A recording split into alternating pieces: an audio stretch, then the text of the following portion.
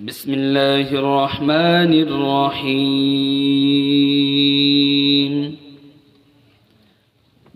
إنا نحن نزلنا الذكر وإنا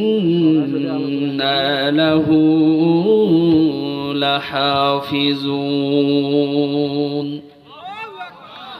আল্লাহ রাব্বুল আলামিন বলেন, গোলাম, আসমানি যত কিতাব আছে, যত মন্ত্রতন্ত্র আছে, আমি রব একমাত্র কেবলমাত্র শুধুমাত্র কোরআনকে আমি আল্লাহ রব্বুল আলামিন নিজেই সংরক্ষণ করার জন্য আমি অঙ্গীকার করেছি। যত কিতাব দেখো, যত ধর্ম, যত মন্ত্র, যত তন্ত্র দেখো, গোলাম, আমি আল্লাহ রব্বুল আলামিন কোন জায়গায় ওয়াদাবদ্ধ হই নাই। আমি রব কোন জায়গায় প্রতিশ্রুতি দেই নাই, একমাত্র শুধুমাত্র এই কোরআনকে আমি আল্লাহ রব্বুল আলামিন আজীবন সংরক্ষণ করার জন্য দায়িত্ব নিয়ে নিয়েছি। কথা কার? জবান খুলে বলেন না, কথা কার? আল্লাহ রব্বুল আলামিন যখন এই কোরআন নাজিল করলেন, নবীজি একের পর এক যখন কোরআনের দাওয়াত দেওয়া শুরু করলেন, আবু জেহেল, উতবা, শাইবা, ওয়ালিদ ইবনে মুগিরা মোটা মাথা ফলা বেঈমানদের ঘুম হারাম হয়ে গেল। তারা মনে মনে চিন্তা করলো, কি ব্যাপার, মুহাম্মদ যে কথাগুলো বলে, রবের মেসেজ যেটা বলে, বড়ই তো ভালো লাগে, বড়ই তো ভালো লাগে, কিন্তু আমাদের দলের লোকেরা, আমাদের অনুসারীরা, তারা তো মুহাম্মাদের নিকটে চলে যায়, মুহাম্মাদের কাছে গিয়ে তার কণ্ঠে কোরআন তেলাওয়াত শোনে, রবের মেসেজ শোনে। এটা করা যাবে না। এটা যদি আমরা নিষেধ না করি, বাধা যদি না দেই, সামনে এমন হয়ে যাবে সকলেই মুহাম্মাদের অনুসারী হয়ে যাবে, আর আমাদের কেউ নেতা বলে মানবে না, আমাদের ক্ষমতা থাকবে না, চেয়ার থাকবে না। তাহলে একটা রীতি আর নীতি নিয়ম করা যাক। কি নিয়ম করা যাক, কি রীতি আর নীতি? আবু জেহেল সকলকে ডাক দিয়ে বলল, এলান করে দাও, ঘোষণা করে দাও, কেউ যদি মুহাম্মাদের তেলাওয়াত শুনতে যাও, দেহ থাকবে, কিন্তু দেহের ভিতরে কল্লা থাকবে, কল্লা থাকবে, কল্লা থাকবে না।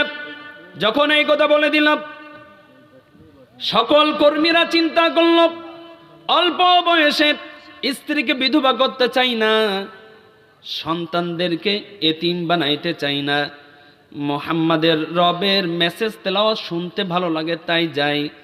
আর এখন যদি আমাদের নেতারা বলে যদি শুনতে যাও তাহলে কল্লা চলে যাবে, মাগার দেহ থাকবে, কল্লা থাকবে না।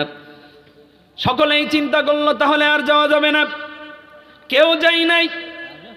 প্রত্যেকেই ঘুমের জন্য প্রস্তুতি নিল।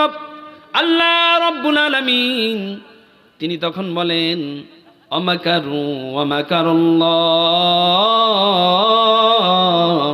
ওয়াল্লাহু খায়রুল মাকিরিন।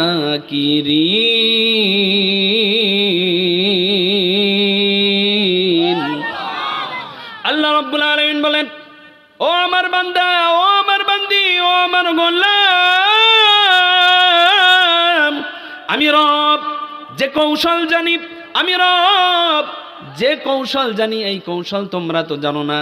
তোমরা আমার বান্দা বান্দিদেরকে আমার হাবিবের কণ্ঠের কোরআন তেলাওয়াত শোনা বন্ধ করে দিলে, আমি রব এমন কৌশল জানি, আজকে তোরাই আমার হাবিবের কণ্ঠের থেকে কোরআন তেলাওয়াত না শোনা পর্যন্ত আমি আল্লাহ তাআলা তোদের চোখের ঘুম হারাম করে দিলাম। আল্লাহ রাব্বুল আলামিন সূরাতুন নাবার ভিতরে উল্লেখ করে দিলেন, ওয়াজআলনাল লাইলা লিবাসা,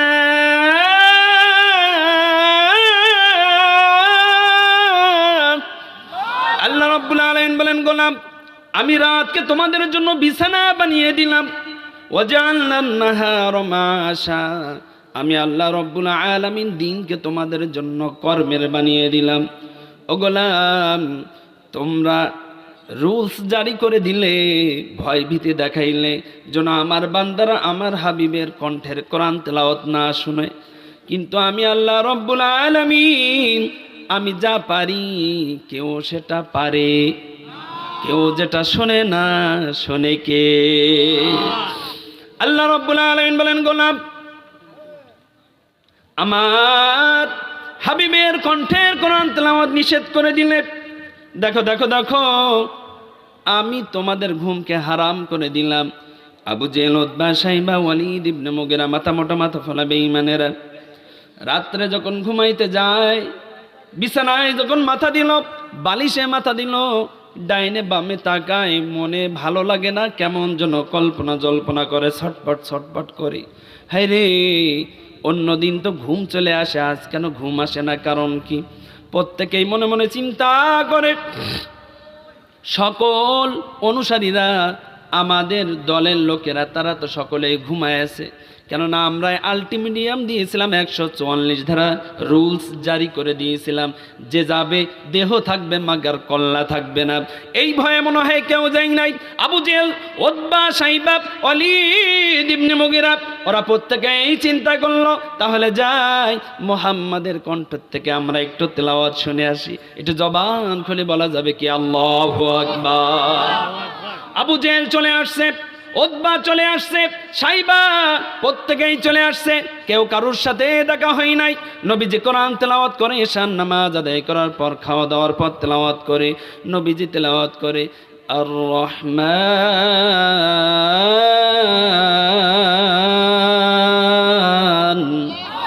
আল্লামাল কুরআন।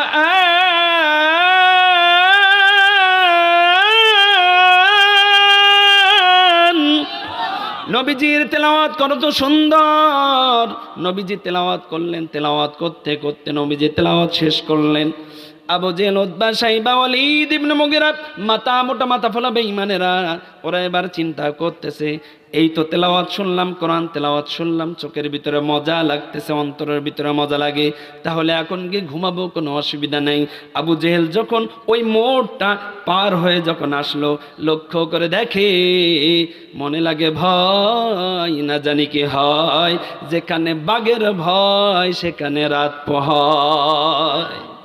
আসার পরে দেখে, কিরে উতবা তুই এখানে, কিরে শাইবা তুই এখানে? নেতাটা জিজ্ঞাসা করে, কিরে তোরে এখানে কেন? কয়, তুমি যে কারণে আমিও সেই কারণে। বলে না সুবহানাল্লাহ? তুমিও যে কারণে আমিও, কথা করে না, তুমি যে কারণে আমিও সেই কারণে। আবু জেহেল বলে, কথা বলা যাবে না, কথা কম কাজ বেশি, আওয়াজ কমায় দাও। দেখো আমরা রীতি আর নীতি রুলস দিয়ে দিয়েছিলাম, কেউ শুনতে পাবে না, শুনতে পাবে না, কেউ আসি নাই, কিন্তু আমরা যারা নিষেধ করেছিলাম আমরাই তো এসে হাজির। আসলে আমার কাছে মনে হইতেছিল মুহাম্মাদের কোরআন তেলাওয়াত যত সময় শুনবো না, যত সময় কানে আসবে না, তত সময় পর্যন্ত আমার চোখের ঘুম হারাম হয়ে গিয়েছে। সম্মানিত হাজির, আবু জেহেল, উতবা, শাইবা, ওয়ালিদ ইবনে মুগিরা ওরা ওই জায়গায় দাঁড়িয়ে বলল, খবরদার, কালকের থেকে আর আসা যাবে না। কেননা যদি আমাদের অনুসারীরা যদি জানতে পারে, আমাদের অনুসারীরা যদি বুঝতে পারে, তাহলে বলবে নেতা মজা নেবা তোমরা, আর আমাদেরকে মজা নিতে দিবা না। সুতরাং তোমাদের মতো নেতার আমাদের কোনো দরকার নাই। সম্মানিত হাজির, ওই সময় ওই 3-4 জন নেতারা এক জায়গায় বসে এক জায়গায় মিটিং করে চিন্তা করলো, আর যাওয়া যাবে না, আর যাওয়া যাবে না। আমিও এই মনিরামপুরবাসীর কাছে জানতে চাই, এক শ্রেণীর মানুষ আছে না নাই যে কোরআন তেলাওয়াত এবং মাহফিল অথবা ইসলামিক আলোচনা হয় যেখানে বাধা আছে সেখানে হয় কি হয় না? আর জবান খুলে বলেন, হয় কি হয় না? বাধা দেয় কারা? তারা তো মুসলমান, তার বাপ মুসলমান, তার দাদা মুসলমান, 14 গোষ্ঠী মুসলমান, তারপরে বাধা দেয়। আমি আপনাদের কাছে জানতে চাই, এখান থেকে 1500 বছর আগে আবু জেহেল, উতবা, শাইবা, ওয়ালিদ ইবনে মুগিরা বাধা দিয়েছিল, কিন্তু কোরআন তেলাওয়াত শুনছিল কেন? তাদের অন্তরের ভিতরে কোরআনের মজা আছে না নাই? কোরআনের মজা তাদের ভিতরে ছিল। কিন্তু বর্তমান সময় কেন বাধা দেয়? কারা বাধা দেয়? উদাহরণ দিলে বুঝবেন। একজন ধনী মানুষ, রক্তের প্রয়োজন, দামি রক্ত, এবি নেগেটিভ। এবি নেগেটিভ রক্ত সব সময় পাওয়া যায় না, হাজারে একজন মেলে অথবা 101 জনের মেলে। কোরআন তেলাওয়াতে বাধা দেয় কারা? এই উদাহরণটা একটু দিলের কানে আপনারা শুনে যাবেন। এখান থেকে 1400-1500 বছর আগে আবু জেহেল আমরা দেখছি, কথা বলে না দেখছি, উতবাকে দেখছি, সাইবাকে দেখছি, দেখি নাই। কিন্তু বর্তমান সময় ওই 1400-1500 বছর আগের আবু জেহেলরা কারা এবং আবু জেহেল কেমন, এই উদাহরণ দিয়ে আপনাদেরকে মেসেজটা দিতে চাই। ধনী মানুষের রক্ত প্রয়োজন, এবি নেগেটিভ রক্তর প্রয়োজন। টাকা আছে, সম্পদ আছে, জনবল আছে, নেতা বলে দিল রক্তর প্রয়োজন, রক্ত নিয়ে আসো, মাইকিং করা হলো, পেপারিং করা হলো, রক্ত পাওয়া যায় না, রক্ত পাওয়া যায় না। আপনাদের এই মনিরামপুর 16 ঘরের এই এলাকার ভিতরে একজনের রক্তর সাথে আর ধনী ব্যক্তির রক্তর সাথে মিল হয়ে গেছে। সবাই বলতেছে নেতা অমুকের রক্তর সাথে আপনার রক্তের মিল, নিয়ে আসো। কিন্তু ঘটনাক্রমে ওই ব্যক্তি হলো অনেক বখির। এই মনিরামপুরের ব্যক্তিকে নিয়ে গেল, নিয়ে যাওয়ার পর ধনী ব্যক্তি বলল রক্তের প্রয়োজন আমার, তুমি যদি আমার রক্ত না দাও তাহলে আমার শরীরে আর রক্ত তৈরি হবে না। রক্ত একের পর এক নিঃশেষ হয়ে যাচ্ছে, শেষ হয়ে যাচ্ছে, সুতরাং রক্ত লাগবে, রক্ত দাও। মনিরামপুরের আপনাদের এই এলাকার ওই ব্যক্তি বলতেছে না না না, আমি কেমন পাটি আপনি তো জানেন না, আমি একজন বখিল। যে চাউলটা যাওয়ার কথা 1 মাস, আমি চাউলটা এমন ভাবে খাই, ওই চাউলটা যায় হলো 3 মাস। কয় মাস? কথা বলেন না, কয় মাস? 3 মাস যায়। সুতরাং আমি আপনার রক্ত দেওয়া পেলে আর না, রক্ত দিতে পারবো না। আমি বখিল বলে অল্প অল্প করে খাই, জন্য আমার চাউলটা না ফুরাই যায়। 1 মাসে যেটা ফুরাই যাওয়ার কথা সেখানে ফুরাই 3 মাস পর। আমি বখিল, আমি তোমার রক্ত দেওয়া পেলে আর। ধনী মানুষ চিন্তা করল রক্ত দিবি কি দিবি না এটা হবে পরে, কিন্তু আমার ক্ষমতা আছে, আমার প্রশাসন আছে, আমার টাকা পয়সা আছে, ক্ষমতার বলে আমি তোর কাছ থেকে রক্ত আদায় করে নেব, পারলে কিছু করিস। ইশারা করল। ওই আপনাদের মনিরামপুরের ওই ব্যক্তির যার রক্তর সাথে ধনী ব্যক্তির রক্তর ব্লাড মিলে গিয়েছে তাকে ধরলো, 4-5 জন ধরলো। ধরার পর ডাক্তার রেডি আছে, রক্ত নিল 2 ব্যাগ। কয় ব্যাগ? আরো জোরে, কয় ব্যাগ? 2 ব্যাগ রক্ত নিল। বখিল চিন্তা করে দেখে, তাকিয়ে দেখে বড় বড় মোটা সাঙ্গপাঙ্গ তার সামনে দাঁড়ানো, চিন্তা করতেছে ফ্রিতে আর মার খাইতে চাই না, ফ্রিতে আর মার খাবো না, চুপচাপ থাকি, মনে বড় কষ্ট। চিন্তা করতেছে দুনিয়াতে আমার কাছ থেকে জুলুম করে রক্ত নিলি, কিছুই বলতে পারলাম না, কেননা তোর জনবলে, তোর টাকা পয়সায়, প্রশাসন সব তোর হাতে, এই কারণে কিছুই বলতে পারলাম না। কিন্তু রবের কাছে বিচার দিয়ে রাখলাম, কাল কিয়ামতের কঠিন ময়দানে এই 2 ব্যাগ রক্ত জুলুম করে নেওয়ার কারণে রব্বে কারিমের আদালতে আমি বিচার দিয়ে দিলাম। ধনী মানুষ রক্ত যখন তার শরীরে নিয়ে নিল, ধনী মানুষ আসলো, 2 পকেটের ভিতরে হাত ঢুকাইলো, 2টা বান্ডেল বাহির করলো, প্রত্যেকটা বান্ডেল 1 লাখ টাকা। কয় লাখ? কথা বলে না, কয় লাখ? 1 লাখ 1 লাখ করে 2 বান্ডেল টাকা, 2 লক্ষ টাকা যখন বকিলের হাতে দেয়, বকিল ওই টাকাটা দেখে কেমন যেন চাঙ্গা হয়ে গেল। বকিল সঙ্গে সঙ্গে বলল, ওগো নেতা, আপনার যদি এখনই আরেক ব্যাগ রক্ত লাগে, আমি আরেক ব্যাগ রক্ত দিতে প্রস্তুত আছি। আরেক ব্যাগ রক্ত দেবে। আগে চিন্তা করলো 2 ব্যাগ রক্ত নিছিস, কিছুই বলতে পারলাম না, আল্লাহর আদালতে বিচার দিলাম। কিন্তু যখনই 2 ব্যাগ রক্তে 2 লক্ষ টাকা দিছে, তখন তার শরীরের ভিতরে গরম আমেজ আসলো কি আসলো না? কথা বলে না, আসলো কি আসলো না? বলে আপনার যদি রক্ত আরেক ব্যাগ লাগে, আমি বাঁচি আর মরি ওটা দেখার বিষয় না, আরেক ব্যাগ রক্ত দেন। আপনার ওই ব্যাগ রক্ত নেওয়ার বিনিময়ে কয় লাখ? কথা বলে না, কয় লাখ? সম্মানিত হাজিরিন, ধনী মানুষ বলল, চিন্তা করিস না, যে রোগ আমার হয়েছে প্রতি মাসে আমার রক্ত লাগবে, সামনের মাসে আমি তোর কাছ থেকে রক্ত নিব। নাম্বারটা নিয়ে নিল। আর ওই বকিল, আপনাদের এই মনিরামপুরের বকিল বলল, কোনো অসুবিধা নাই, যখনই আপনি আমাকে ডাক দিবেন রক্তের জন্য, হ্যালো বলে ডাক দিবেন, কোনো জ্যাম আমার কাছে জ্যাম মনে হবে না। গুলিস্তানের জ্যাম বলেন আর গাজীপুরের চৌরাস্তার জ্যাম বলেন, কোনো জ্যাম আমার কাছে কোনো যায় আসে না। উড়তে উড়তে চলে আসবো, বিনিময়ে আপনার রক্ত আমি দিতে চাই। মাস হয়ে গেল, ধনী মানুষ ফোন দিয়ে বলে রক্তের প্রয়োজন। বকিল উড়তে উড়তে চলে আসছে। বকিল চিন্তা করলো, আমার শরীর যায় আর থাক, কোনো অসুবিধা নেই, এক ব্যাগ রক্ত দিলেও তো 1 লাখ টাকা পাওয়া যাবে। বকিল আসার পর ধনী মানুষের সামনে হাস্য উজ্জ্বল চেহারা নিয়ে বলল, আমি হাজির, ঠিক আছে রক্ত নাও। ওই দিন তো রক্ত নিয়েছে জোর করে, অনেক জুলুম করে, এখন নিজে নিজে সে টেরের ওপরে, স্ট্রাকচারের ওপরে শুয়ে পড়ছে। রক্ত নিল 1 ব্যাগ। ধনী মানুষ পকেটে হাত দিল, হাত দেওয়ার পর ওই পকেট থেকে টাকা বাহির করলো। টাকা বাহির করার পর বকিলের হাতে যখন টাকাটা দিল, বকিল যখন টাকাটা দেখলো, লক্ষ্য করে দেখে 5টি 2 টাকার নোট, তার ভিতরে 3টা অসল আর 2টা হলো সচল। ধনী মানুষ যখন এইটা দিল, বকিল যখন ওই টাকাটা নিল, লক্ষ্য করে দেখে মাত্র 10 টাকা দিল। এই 10 টাকার ভিতরে তাও 3টা অসল আর 2টা সচল, মোট 4 টাকা হলো সচল, 6 টাকা হলো অসল। মেজাজটা খারাপ হয়ে বলতেছে, কি ব্যাপার, এখান থেকে 1 মাস আগে আপনি 2 ব্যাগ রক্ত নিলেন, আর এই 2 ব্যাগ রক্তের বিনিময়ে আপনি আমাকে দিলেন 2 লক্ষ টাকা। ওখান থেকে মাত্র 1 মাসের ব্যবধান, আমি 1 মাস পরে আপনার 1 ব্যাগ রক্ত দিলাম, বিনিময়ে আপনি আমার 1 লক্ষ টাকা দিবেন। কিন্তু 1 লক্ষ টাকারও দরকার নাই, কমপক্ষে তো 50,000 টাকা দিবেন। কিন্তু আপনি টাকা দিলেন তো দিলেন, কেমন দিলেন, মাত্র 10 টাকা দিছেন, তার ভিতরে 6 টাকা হলো অসল আর 4 টাকা হলো সচল দিছেন।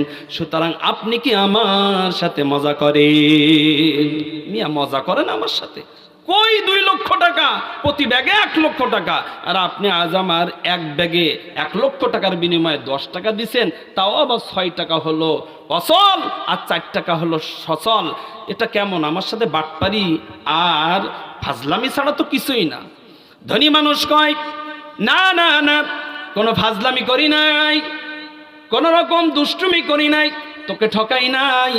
এখান থেকে 1 মাস আগে আমি ধনী, আমার মনটা ছিল ধনী, এই কারণে তোর 2 ব্যাগ রক্তে 2 লক্ষ টাকা দিয়েছি। কিন্তু তুই শুনে রাখ, তুই বকিল, তোর রক্ত যেদিন থেকে আমি ধনী আমার শরীরের ভিতরে চলে আসছে, বিশ্বাস কর, তোর ওই বকিলের রক্ত আমার শরীরের ভিতরে কাজ করার কারণে তুই 1 ব্যাগ রক্ত দিয়েছিস। 1 ব্যাগ রক্তে 1 লক্ষ টাকা দেওয়ার কথা, কিন্তু তুই বকিল, তোর রক্তের ভিতরে অ্যাকশন আছে, ওই অ্যাকশন আমার শরীরের ভিতরে কাজ করার কারণে আমি তোকে টাকা দিতে পারি না।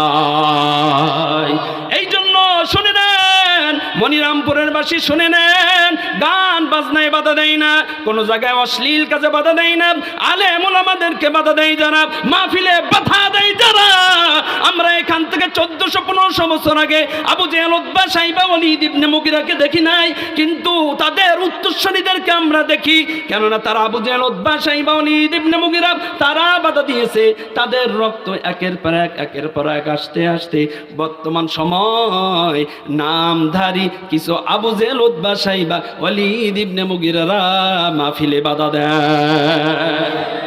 দেয় কি দেয় না?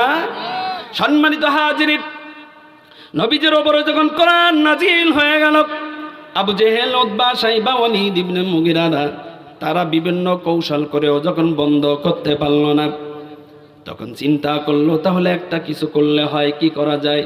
প্রত্যেক অলিগড়িতে বিভিন্ন জায়গায় বলে দাও, সার্কুলার দিয়ে দাও, শুনে নাও, মুহাম্মদ যেটা বলে এটা হলো বাপ দাদার কিচ্ছা কাহিনী বলে, গল্প কাহিনী বলে, সুতরাং এটা শোনা যাবে না। কথা যখন সার্কুলার শুরু হয়ে গেল, নবীজির কানে যখন এই আওয়াজ পৌঁছাইল, নবীজি সাহাবা আজমাইনদেরকে ডাক দিয়ে বলল, আমার সাহাবীরা এদিকে আসো, আমি যেটা বলবো তোমরা সেইটা বলবা, আমি যেটা বলবো তোমরা সেইটা লিখবা। কাফেররা আমার নামে বিভিন্নভাবে বদগুমানি করতেছে, বিভিন্ন আজে বাজে কথা বলতেছে, বাপ দাদার কিস্সা কাহিনী বলে। তোমরা শুনে নাও, আমি যেটা বলবো তোমরা সেইটাই লিখে রাখবা। সাহাবা আজমাইনগণ বললেন, ইয়া রাসূলুল্লাহ, ইয়া হাবিবাল্লাহ, কোনো অসুবিধা নাই। নবীজি ওই দিন তেলাওয়াত করলেন, সাহাবা আজমাইনগণ লিখলেন, নবীজি পড়লেন, আমার সাথে পড়েন, ইন্না আ'তাইনাকাল কাউসার ফাসাল্লি লিরাব্বিকা ওয়ানহার। তারপরের আয়াত আমাদের মুখস্থ আছে না নাই? জোরে বলেন, না আছে না নাই? আমরা যারা কোরআন তেলাওয়াত পড়তে জানি না তারাও আমরা এটা পারি, কেননা ইমাম সাহেব নামাজের ভিতরে তেলাওয়াত করেছি, আর ওই তেলাওয়াত শুনতে শুনতে আমাদের মুখস্থ হয়ে গিয়েছে। নবীজি এই দুইটা আয়াত তেলাওয়াত করলেন, সাহাবীরা লিখে রাখলেন। নবীজি বললেন, সাহাবীরা রে আমার, যাও যাও যাও, চলে যাও খানায় কাবায়, চলে যাও খানায় কাবায়। ওখানে যাওয়ার পর দেওয়ালের সাথে এই দুইটা আয়াত তোমরা টানিয়ে রাখো, আর সকল কাফেরদেরকে সার্কুলার দিয়ে দাও, স্লোগান দিয়ে দাও, তাদেরকে বলে দাও, দেখো দেখো দেখো, তোমরা তো বলতেছো আমাদের নবী নাকি বানোয়াটি গল্প কাহিনী কিস্সা কাহিনী বলে, বাপ দাদার কিস্সা কাহিনী বলে। এতই যদি তোমরা পেরে পারো, এতই যদি তোমরা বোঝো, এতই যদি তোমরা শিক্ষিত হও, তাহলে নবীজি যে দুইটা আয়াত বলছে, আর এই দুইটা আয়াত আমরা লিখে নিয়ে আসছি, এরপরেও আরেকটা ছোট্ট একটা আয়াত আছে। যদি তোমরা পারো তাহলে এমন একটা ছোট্ট আয়াত পারলে তোমরা লিখে দেখাও। মনিরামপুরবাসীর কাছে জানতে চাই, কিয়ামত পর্যন্ত চেষ্টা করলে কেউ কি কোরআনের আয়াত বানাইতে পারবে? সম্মানিত হাজিরিন, সাহাবা আজমাইনগণ গেলেন, খানায়ে কাবার সাথে টানিয়ে দিলেন, চ্যালেঞ্জ দিয়ে দিলেন। কাফেররা আবু জেহেল, উতবা, শাইবা, ওয়ালিদ ইবনে মুগিরাদের মাথা নষ্ট হয়ে গেছে, সর্বনাশ। এত সময় তো ছিল ভালো ছিল, কেন গুতা দিতে গেলাম, কেন সজাগ করতে গেলাম? মুহাম্মদ আজ আমাদের সাথে চ্যালেঞ্জ দিয়ে দিয়েছে, আর এই চ্যালেঞ্জে যদি আমরা মোকাবেলা না করতে পারি, তাহলে আমাদের অনুসারী যারা, তারাই আমাদেরকে বাটপার বলবে। তাহলে কি করার? চ্যালেঞ্জ গ্রহণ করা উচিত।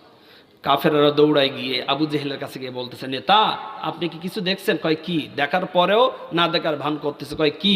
কয় মোহাম্মদ আমাদের সাথে চ্যালেঞ্জ দিয়ে দিয়েছে, আপনি জানেন না? কয় কি চ্যালেঞ্জ? কয় দুইটা আয়াত লিখছে রবের পক্ষ থেকে মেসেজ, এটা নাকি কোরআনের সব থেকে ছোট্ট একটা সূরা, ওটা লিখছে দুইটা আয়াত, আরেকটা আয়াত লিখতে বলছে। ওই আয়াত যদি আমরা লিখতে না পারি, ওই আয়াতের মতো যদি আমরা বানাইতে না পারি, তাহলে মোহাম্মদ নাকি মক্কার জমিনিতে আরো বেশি ইসলামের প্রসার চালু করে দিবে। আর আমরা যদি বানাইতে পারি, আমরা যদি এটাকে লিখতে পারি, তাহলে মোহাম্মদ ওয়াদা দিয়েছে মক্কা ছেড়ে চলে যাবে, আর বাপ দাদার এই ধর্মের উপরে মোহাম্মদ আর হাত তুলবে। সম্মানিত হাজিরিন, আবু জেহেলের কাছে গিয়ে কাফেররা যখন এই কথা বলল, আবু জেহেল বলল, চিন্তা করো না, টেনশন করো না, আমাদের একজন নেতা আছে, আমাদের একজন কবি আছে, নাম হলো লাবিদ। আমার এই চিঠিটা নিয়ে লাবিদের কাছে যাও, আর লাবিদকে গিয়ে বলো ব্যবসা পরে, আগে আমাদের সাথে, আমাদের পক্ষ হয়ে লড়তে হবে মুহাম্মাদের সাথে। যদি তুমি মুহাম্মাদের সাথে লড়তে পারো, মুহাম্মাদের সাথে যদি তুমি বিজয় লাভ করতে পারো, আমরা মক্কার ভিতরে এত সম্পদ তোমাকে দিব, তুমি ধনকুব হয়ে যাবে, তুমি সব থেকে ধনী মানুষ হয়ে যাবে, বিনিময়ে আমরা ইসলামের ওপরে, মুহাম্মাদের ওপরে জয়লাভ করব। চিঠি নিয়ে চলে গেল লাবিদের কাছে। লাবিদ ব্যবসা করার জন্য সিরিয়ার উদ্দেশ্য রওনা হয়। সাহাবা আজমাইনগণ এইদিকে তারা চিন্তা করতেছে, মাত্র তো একটা আয়াত, যদি লিখতে পারি মনে লাগে ভয়, না জানি কি হয়। নতুন সাহাবীরা তারা মনে করতেছে যদি লিখে ফেলে, আর ওইদিকে কাফেররা চিন্তা করতেছে আমাদের লাবিদ, আমাদের নেতা ঘন্টার পর ঘন্টা আরবিতে কথা বলতে পারে, ঘন্টার পর ঘন্টা ফাসাহাত বালাগাত, বিভিন্ন নেতাদেরকে, বিভিন্ন বাদশাদেরকে ঘন্টার পর ঘন্টা প্রশংসা প্রবন্ধ রচনা করতে পারে।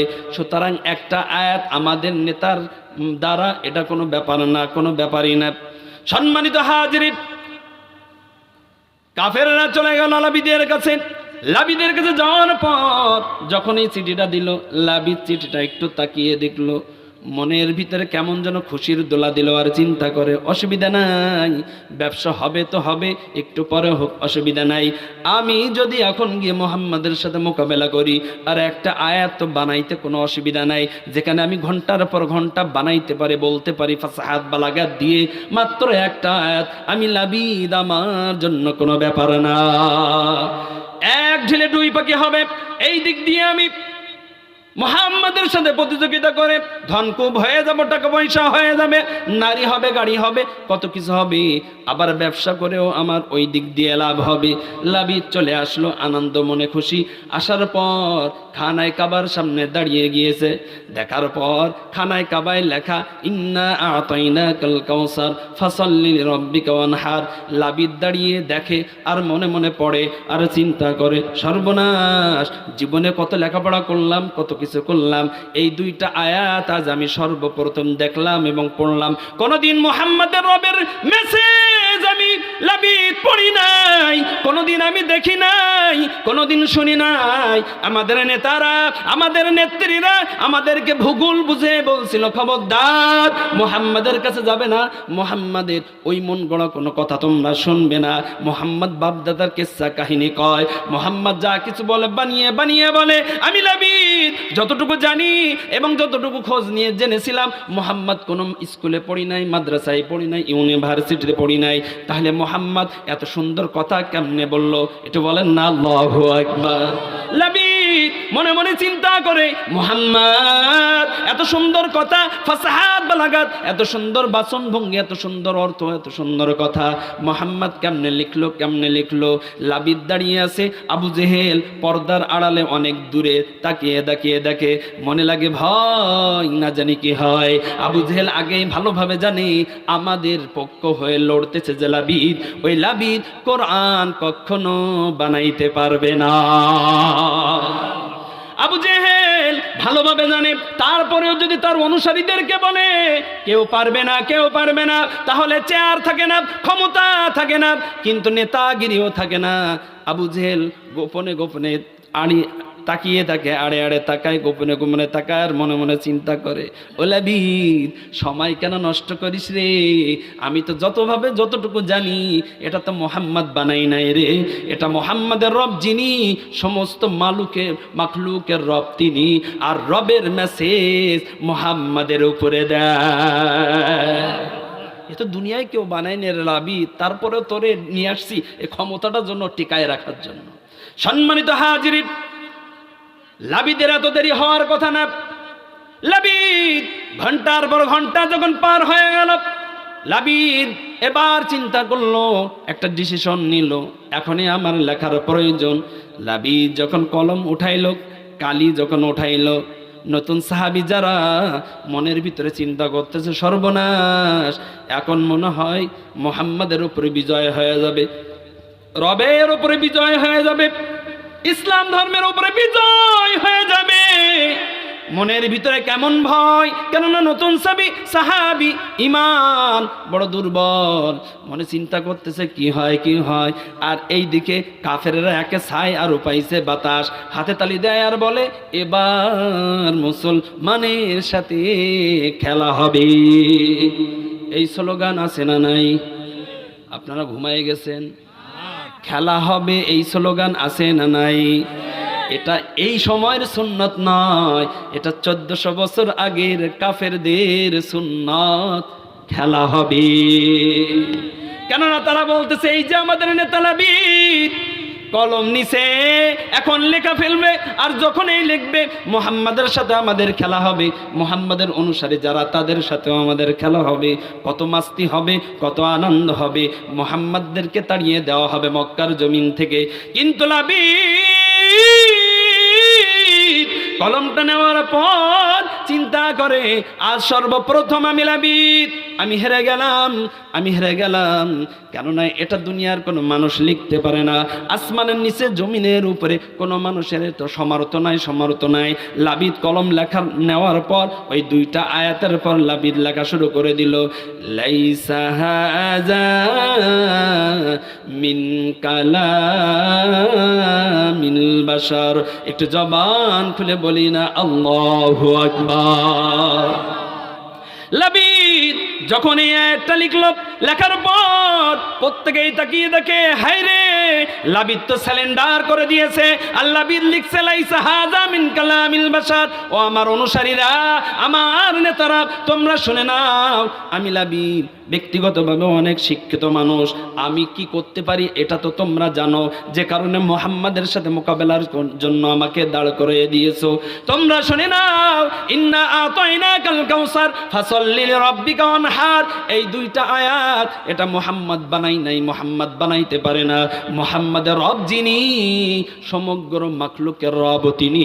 সুতরাং এই মেসেজটা হলো মুহাম্মাদের রবের মেসেজ। একজন কাফের সঙ্গে সঙ্গে যখন এই প্রতিশ্রুতি দিয়ে দেয়, আবু জেহেল, উতবা, শাইবা, ওয়ালিদ ইবনে মুগিরা, তাদের ঘুম হারাম হয়ে যায়। তারা চিন্তা করলো, সর্বনাশ, এখন যদি এই সময় যদি প্রোটেকশন না দেওয়া হয়, এই সময় যদি ধমক না দেওয়া হয়, তাহলে তো আমার অনুসারীরা, আমাদের অনুসারীরা সব মুহাম্মাদের দলে চলে যাবে। আবু জেহেল আসলো, আসার পরে লাবিদকে বলে, লাবিদ, নিশ্চয় মুহাম্মদ তোমার জাদু করে নিয়েছে। এটা জবান খুলে বলা যাবে কিনা? নাউজুবিল্লাহ। আসলে কি নবী জাদু করছে? কথা বলে না, নবী জাদু করছে? না না না, নবী যদি জাদু করি নাই, এটা হলো কোরআনের মুজিজা। সম্মানিত হাজিরিন, এই জন্য আল্লাহ রাব্বুল আলামিন বলেন, গোলাম, আমি রব এই কোরআনকে এমন ভাবে নাজিল করেছি, আমি রব নিজেই প্রতিশ্রুতি দিয়েছি কিয়ামত পর্যন্ত সংরক্ষণ করে রাখবই আমি। বলেন না আল্লাহু আকবার। দুনিয়ার কোনো বামরাম, নেতা, খেতা আর অপশক্তি যারাই থাকুক না কেন, কেউ কখনো কোনো দিন কোনো অবস্থায় এই কোরআন ধ্বংস করতে পারবে? কথা বলেন না, পারবে? পারবে না। আর চারজন মাথায় পাগড়ি নিল, ধরে নেন সকল কোরআন জ্বালিয়ে পড়ে ছারখার করে দিল। কিন্তু এই চারজন ছেলেকে যদি এক জায়গায় করা হয়, আবার একটা কোরআন লেখা সম্ভব হবে কি হবে না? সম্মানিত হাজিরিন, এই জন্য আল্লাহ রাব্বুল আলামিন বলেন, গোলাম, আমি ওই সমস্ত বান্দা বান্দীদের ঈমান মজবুত করে নেই, আমি ওই সমস্ত বান্দা বান্দীদের ঈমানটাকে বৃদ্ধি করে নেই। কারা? কাদের জানো? যারা কোরআন তেলাওয়াত শুনে, কোরআনের কথা শুনে, কোরআনের কাছে আসে। রব সুন্দর করে সূরাতুল আনফালের 2 নম্বর আয়াতের ভিতরে নোট করে দিলেন, ইন্নামাল মুমিনুনাল্লাযীনা ইযা যুকিরাল্লাহু ওয়াজিলাত কুলুবুহুম ওয়া ইযা তুলিয়াত আলাইহিম আয়াতুহু যাদাতুহুম ঈমানাও ওয়া আলা রাব্বিহিম ইয়াতাওয়াক্কালুন। আল্লাহ রাব্বুল আলামিন বলেন, গোলাম,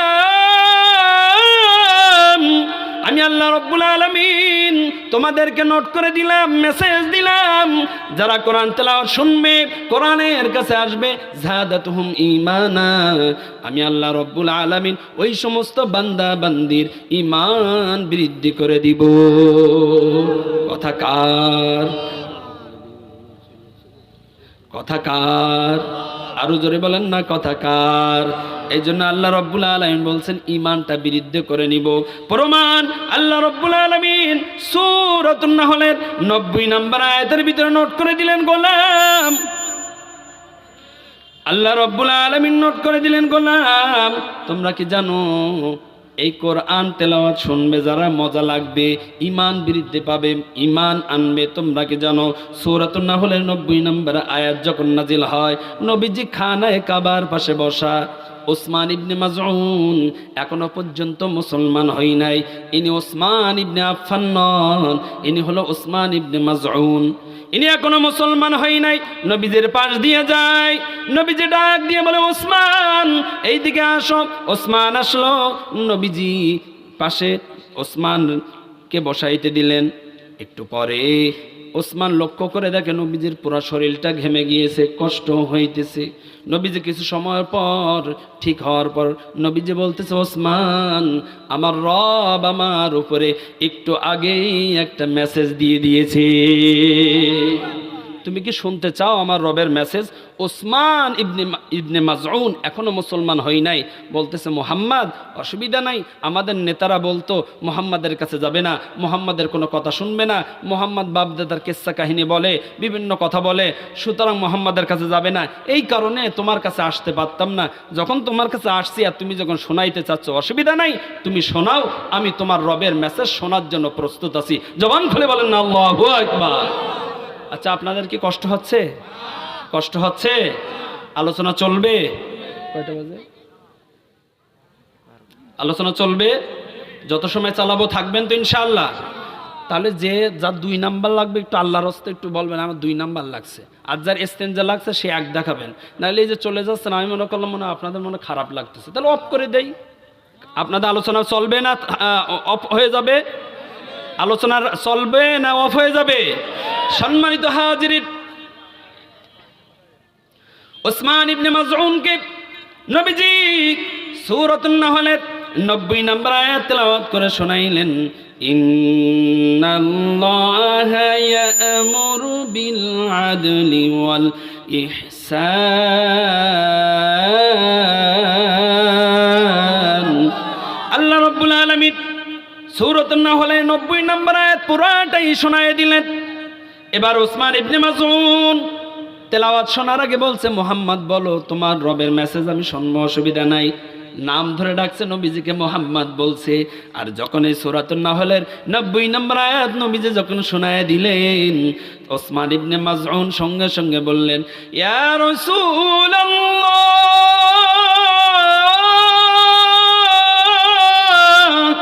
ইয়া হাবিবাল্লাহ, এতদিন পর্যন্ত আপনার কাছে আসি নাই, কেননা আমাদের নেতারা এই বাম রামেরা মাথা মোটো মাথা ফলা বেঈমানেরা, তাদের ক্ষমতা বজায় রাখার জন্য আমার বোঝা হয়ে গিয়েছে, তাদের ক্ষমতা বজায় রাখার জন্য, তাদের চেয়ার ধরে রাখার জন্য আমাদেরকে আসতে দিত না। আজ যখন আপনার রবের, ইয়া রাসূলুল্লাহ, আপনার রবের মেসেজ যখন শুনলাম, আমি ওসমান ব্যক্তিগতভাবে অনেক লেখাপড়া করেছি, আমি অনেক শিক্ষিত, আমি বিভিন্ন জায়গায় আমি একটু মাথাটা ঘাটিয়ে দেখছি, মেমোরিটা বিভিন্নভাবে ঘুরিয়ে দেখছি, লক্ষ্য করে দেখি আপনার রবের মতো এত সুন্দর কথা আসমানের নিচে জমিনের উপরে না। সম্মানিত হাজিরিন, ওসমান ইবনে মাজউন বললেন, ইয়া রাসূলুল্লাহ, আর দেরি করতে চাই না, আপনার হাতে হাত রেখে এখনই আপনি আমাকে মুসলমান বানিয়ে দেন। নবীজি মুসলমান বানিয়ে দিলেন। একবার শুনছে সূরাতুন নাহলের 90 নম্বর আয়াত। তাহলে এই কোরআন তেলাওয়াত শুনলে মজা লাগে কি লাগে না? কোরআন তেলাওয়াত শুনলে ঈমান বৃদ্ধি হয় কি হয় না? আর এই কোরআন তেলাওয়াত শুনলে আল্লাহ ভোলা মানুষগুলা আল্লাহ ওয়ালা হয়ে নবীর হাতে হাত রেখে মুসলমান হয়ে যায়।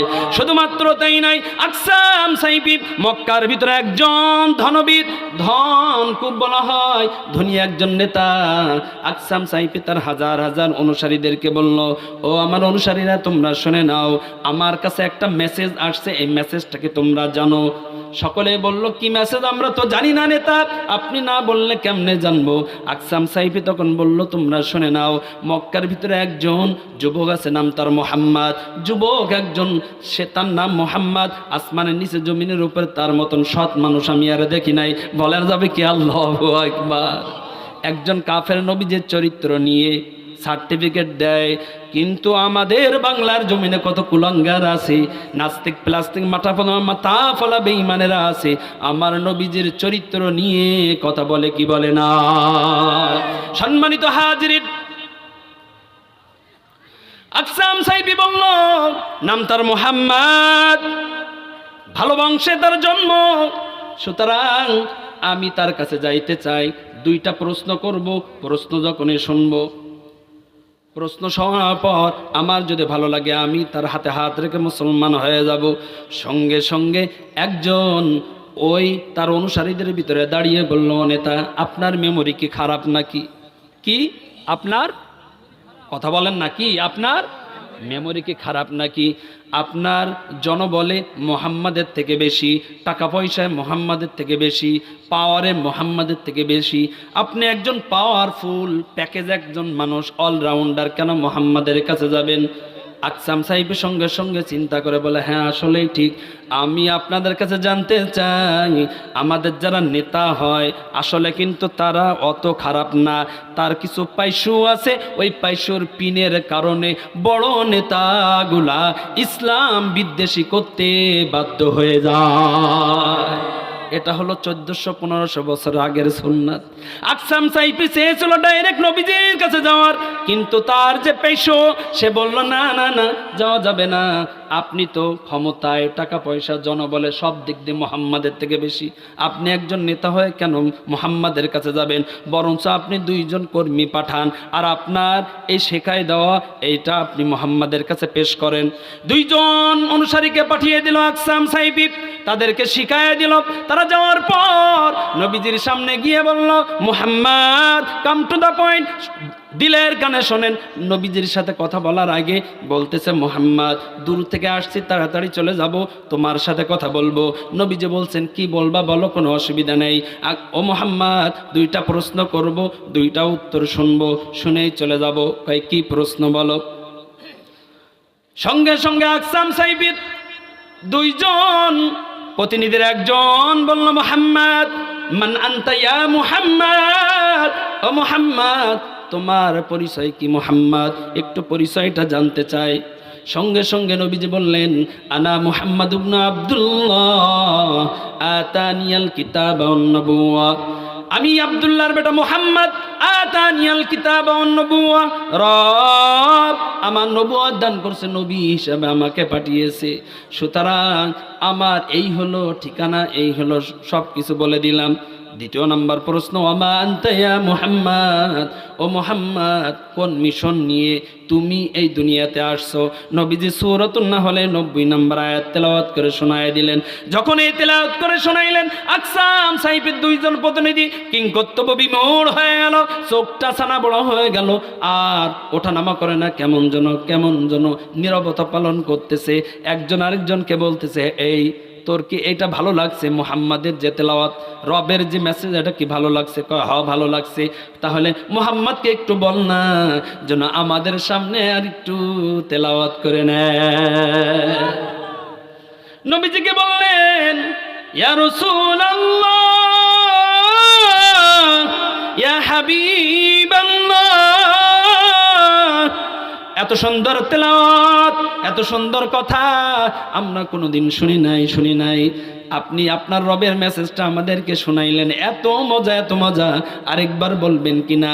শোনার আগে বলছিল মুহাম্মদ, আর এখন শোনার পরে বলে ইয়া রাসূলুল্লাহ, ইয়া হাবিবাল্লাহ। নবীজি শোনাইলেন।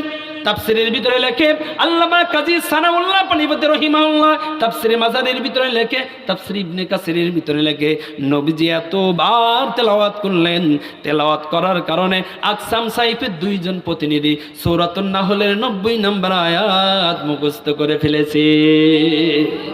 সম্মানিত হাজিরিন, তারা যখন শুনলো, শোনার পরে রিটার্ন যখন চলে আসলো, আকসাম সাইফে হাজার অনুসারী নিয়ে অপেক্ষা করতেছে, কখন আসবে। আসার পর আকসাম সাইফি বলল, তাড়াতাড়ি বলো, আর ভালো লাগে না, বলো না, তাড়াতাড়ি কি বলো, কোন মেসেজ, আমার মনের তামান্না আকাঙ্ক্ষাটা আমি একটু পেশ করতে চাই। আসার পরে বলল, নেতা 2টা প্রশ্ন করলাম, ওই প্রশ্নের উত্তরটা দিয়েছে। যখন এই আকসাম সাইফের কাছে তার 2 জন অনুসারী প্রতিনিধি যখন বলে দিল, আকসাম সাইফি আর দেরি করলো না। আকসাম সাইফির সঙ্গে সঙ্গে বলল, কোন রুয়াসাকুম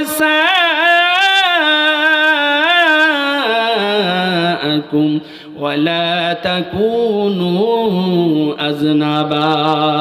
আকসাম সাইফি বলল, ও আমার অনুসারীরা, তোমরা সকলেই মাথা হয়ে যাও, ওয়ালা তাকুনু আজনাবা, কেউ তোমরা লেজ হয়েও না, লেজ হয়েও না।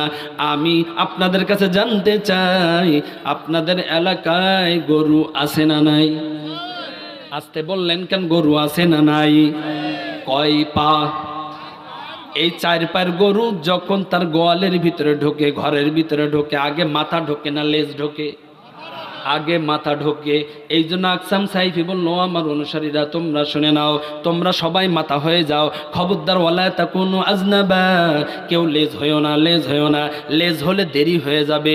সুতরাং সম্রাট মাথা হয়ে যাও, আমি এখন মুহাম্মাদের দরবারে যেতে চাই, আর দেরি করতে চাই না, মুহাম্মাদের কাছে যেতে চাই। মুহাম্মাদের কাছে গিয়েই মুহাম্মাদের হাতে হাত রেখে আমি আকসাম সাইফি মুসলমান হতে চাই।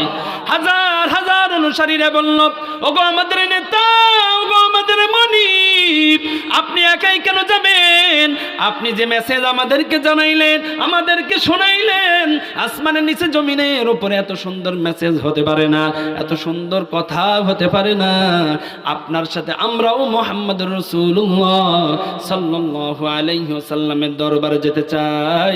আপনার হাতে হাত রেখে, আপনার হাতটা নবীর হাতে রেখে আমরা প্রত্যেকেই মুসলমান হতে চাই। সুতরাং তাহলে এই কোরআন তেলাওয়াত শুনলে লাভ না লস? আরো জোরে বলেন, লাভ না লস? এই কোরআন তেলাওয়াত যত শুনবো খুশি হবেন তিনি কে? এই মাদ্রাসার সন্তানেরা তারা কিন্তু 4 জন পাকড়ি নিল। পিওরে লেখাপড়া শেখে, কোনো 2 নাম্বার সিটারি বাটপারি করে লেখাপড়া শেখে না।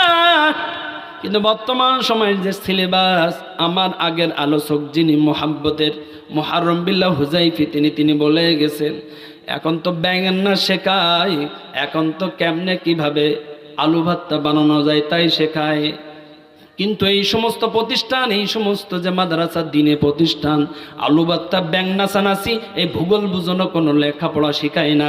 একমাত্র কেবলমাত্র শুধুমাত্র আসমানের নিচে জমিনের উপরে পিওর একমাত্র ইসলাম শিক্ষা, কোরআন শিক্ষা দেয়। সুতরাং এই মাদ্রাসার সাথে আছেন যারা, কষ্ট হলেও রবকে সন্তুষ্ট করার জন্য হাত দেখাবেন তারা। নারায়ে তাকবীর! আলেম ওলামা যেখানে, মাদ্রাসা যেখানে, আলেম ওলামা নাই যেখানে, নারায়ে তাকবীর! সম্মানিত হাজিরিন, আমি ওই সমস্ত প্রতিষ্ঠানের বিরোধিতা করি না, কেননা ওটাও লেখাপড়া, কেননা ওই লেখাপড়া করলে ইঞ্জিনিয়ার, ডাক্তার এটা হওয়ার দরকার আছে না নাই? কথা বলেন, আছে না নাই? এই জন্য ওই লেখাপড়ার বিরোধিতা করি না, ওই লেখাপড়া যারা করে তাদেরকেও সাধুবাদ জানাই। কিন্তু বিশ্বাস করেন, এই সমস্ত মাদ্রাসায় কিন্তু 2 নাম্বার 3 নাম্বার সিটারে বাটপারি কোনো লেখাপড়া করাই না, একমাত্র কোরআনের লেখাপড়া করাই। আর এই কোরআন লেখাপড়া করলে, কোরআন তেলাওয়াত করলে খুশি হন তিনি কে? এই জন্য ছোট্ট ছোট্ট বাচ্চারা যখন মাদ্রাসায় আসে, ব্ল্যাকবোর্ডে তাদেরকে হাত ধরে ধরে তাদেরকে শিক্ষা দেয়। আলিফ বলে আল্লাহু, আল্লাহ বিশ্বরাজ, বা বলে বিসমিল্লাহ, বলে শুরু করো কাজ। বলেন না আল্লাহু আকবার? প্রত্যেক কাজের শুরুতে বিসমিল্লাহ আছে না নাই? জবান খুলে বলেন, আছে না নাই? প্রত্যেকটা কাজের শুরুতে বিসমিল্লাহ আছে। আপনি খাইতেছেন বিসমিল্লাহ, ঘরের থেকে বাইর হচ্ছেন বিসমিল্লাহ, ইবাদত বন্দেগী শুরু করতেছেন বিসমিল্লাহ, জামা পড়তেছেন বিসমিল্লাহ।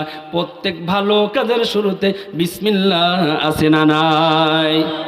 তা বলে তাহি যেন আল্লাহি মহান, সা বলে সব হবে রাখিলে ইমান, জিম বলে জাহেল লোক বড়ই নাফরমান, হা বলে হাসিল করো এলেম ও ইমান, খ বলে খেয়াল করে এলেম ও শিখিবে, দাল বলে দলিল প্রমাণ শিখিয়া লইবে, জাল বলে জিকির তুমি করিবে সদাই, র বলে রহিমুল্লাহ যাতে রাজি হয়, ঝা বলে জাহারুন আল্লাহ পাকের দান, সিন বলে সালাম করো দেখিয়া মুসলমান, বলেন না আল্লাহু আকবার।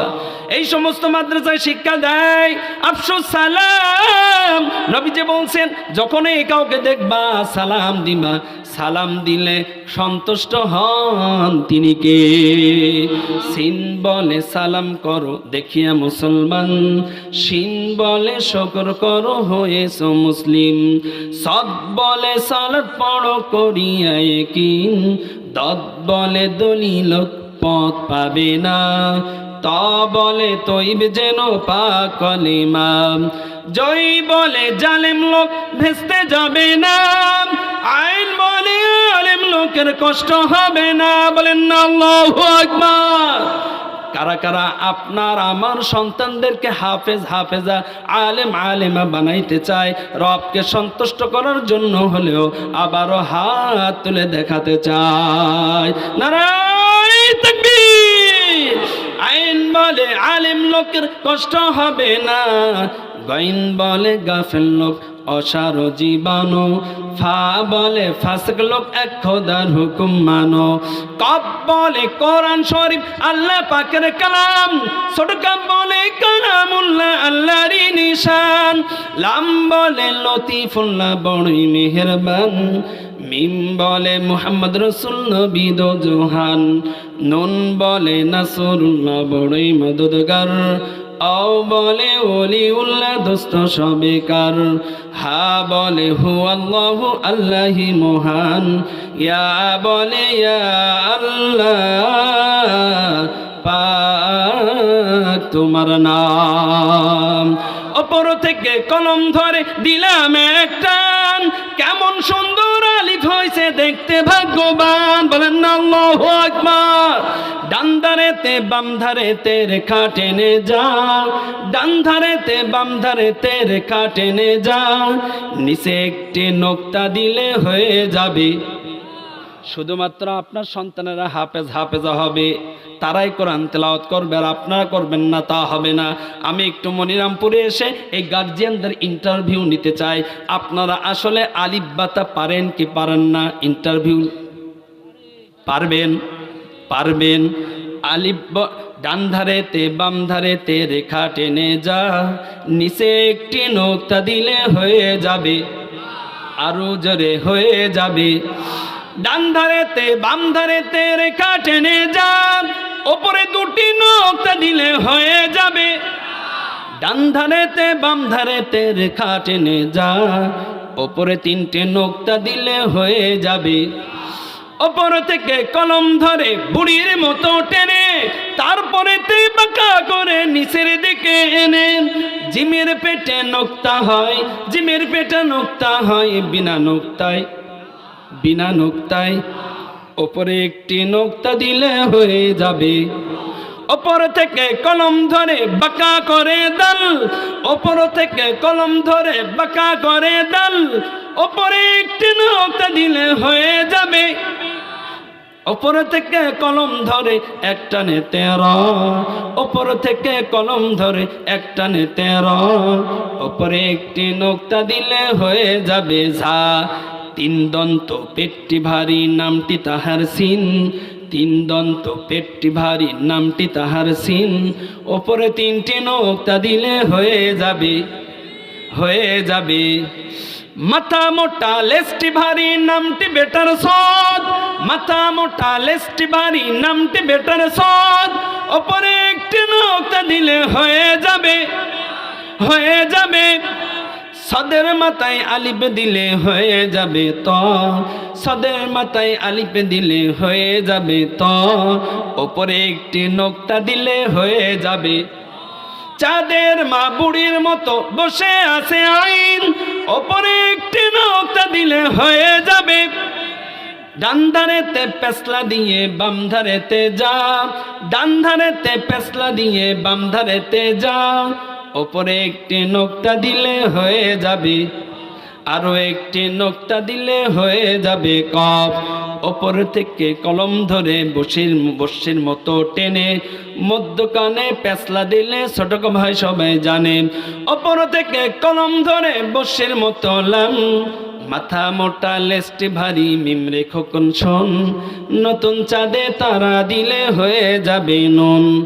এই পর্যন্ত শিক্ষা দিলাম আলিফ বাতা ছড়া, এই পর্যন্ত শিক্ষা দিলাম আলিফ বাতা ছড়া, জীবন ভরে রাখবি মনে ভুলবি না কো তোরা।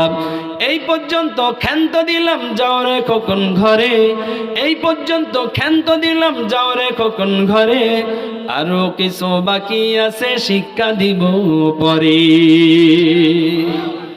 এই সমস্ত আলিফ বাতা ব্ল্যাকবোর্ডে শিক্ষা দেওয়া হয়। হাত ধরে ধরে যারা চেনে না তাদেরকে ছন্দ আকারে শেখানো হয়। আমি আপনাদের কাছে জানতে চাই, এই লেখাপড়ার ভিতরে কোনো 2 নাম্বারই আছে? সুতরাং আলেম ওলামা এবং আপনার সন্তানকে হাফেজা বানাইতে চান যারা, আবার কষ্ট হলেও হাত দেখাবো তারা। নারায়ে তাকবীর। তাহলে আমরা মাদ্রাসার সাথে থাকবো ইনশাআল্লাহ। আল্লাহ তাআলা যেন এই মাদ্রাসাটাকে, বিশেষ করে 16 খোদা হাফিজিয়া মাদ্রাসাকে আল্লাহ তাআলা যেন কিয়ামত পর্যন্ত দ্বীনের মারকাজ হিসেবে রব যেন কবুল করে নেয়। সকলে বলেন আমিন।